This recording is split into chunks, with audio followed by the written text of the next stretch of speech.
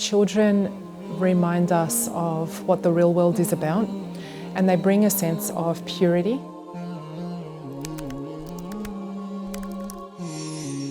See, often we hear about, even from parents, that they didn't have the best experience at school. What I'm hopeful for is that no child leaves the schooling system having that feeling that they didn't have the best experience. The children are our future, and to be able to have an impact in shaping their lives, children spend more time at school than they do at home. So if we're able to really see into them, I'm able to nurture them in whatever it is that they aspire to be. I guess when you have children, you think about milestones. The junior school is one of probably the biggest milestones that a child will encounter when they turn 5. So when we're speaking about how important it is, this is really starting to set them up for their future. So I know when they walk through those gates on the first day of kindergarten, I look at each and every one of those children and I think about what their future could be and the role that we're going to play in terms of what their future will look like and how we can support them in their dreams. Because there's nothing more special than seeing a child working towards a dream that they have. And I know in kindergarten they all want to be police officers, or they all want to work with the fire brigade, or they want to be a doctor or an engineer. But it's so beautiful to see how we're able to open up their minds to the options that they have in life, and we're able to lay the foundation in those early years.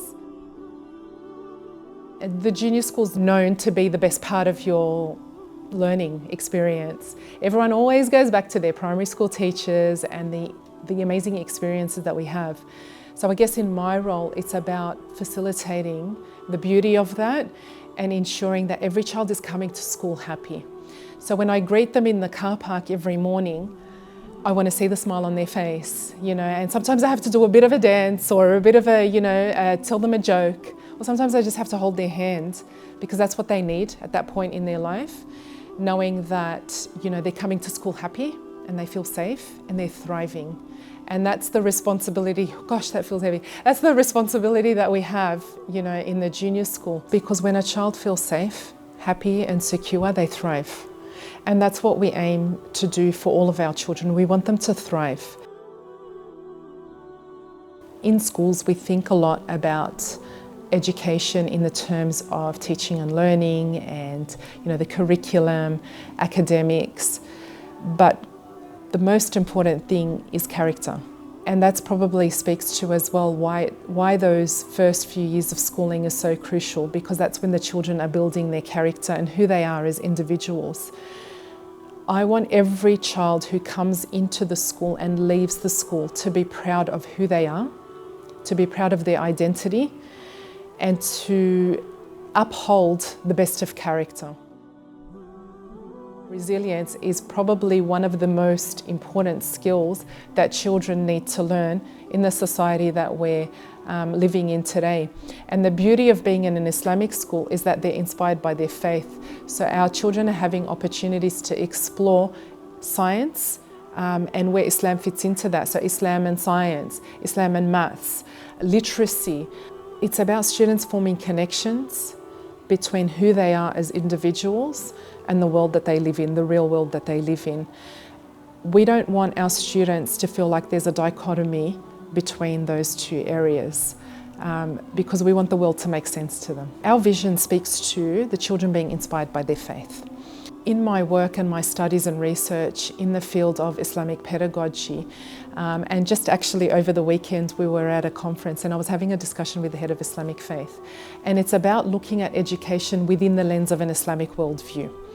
So when we're able to do that, we're able to relate student learning to the real world context and the real life that they live in. We spend a lot of time reflecting, and what we do is with the children is that, when we make a mistake, we reflect and how can we do it better? Because it's all about how you grow from what you've learnt. And we've been able to do that with our educators, where they're nurturing that whole idea and that whole notion of we learn from making mistakes. And it's something that's inbuilt and ingrained in our school culture. We've got a term that we use, that we're all reflexive. And what that means is that we reflect, but we don't just reflect and just leave it there. We actually adjust our practice. So we're constantly reflecting, and then we're growing and we're improving in everything that we're doing.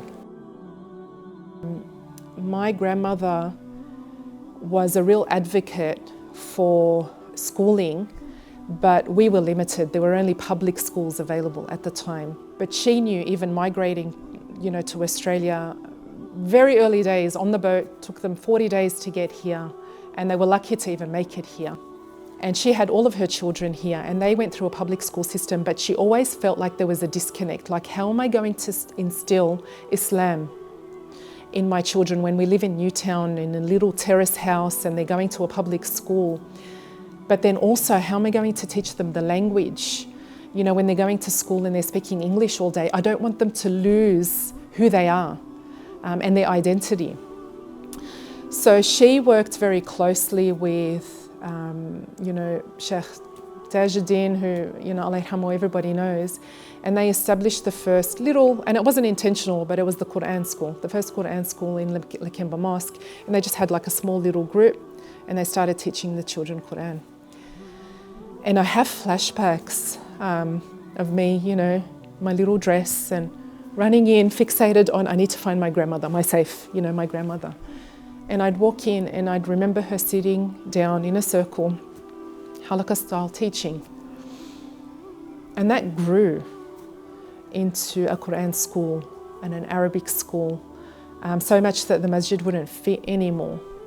But I was my grandmother's little shadow, and I was very attached to her.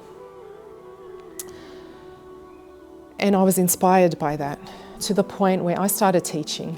Little did I know that my grandmother inspired me to educate and to give back to the community, unknowing at the time, because her passion, I think, was instilled in me because I could see the impact that she was having on the community. For all of our children to be inspired to be whatever it is that they want to be and excel in those spaces and be confident. So if we can do that for our children, then we know that alhamdulillah, inshallah, by the will and grace of Allah subhanahu wa ta'ala, we have fulfilled the responsibility. When people ask me, how many children do you have? I say 789. 3 are mine, and 786 are the children that I look after Monday to Friday. When people ask me, how many brothers and sisters do you have? I say, I have 4, but then I have 51 plus 4. And they're the staff members, they're the teachers who I work with every day.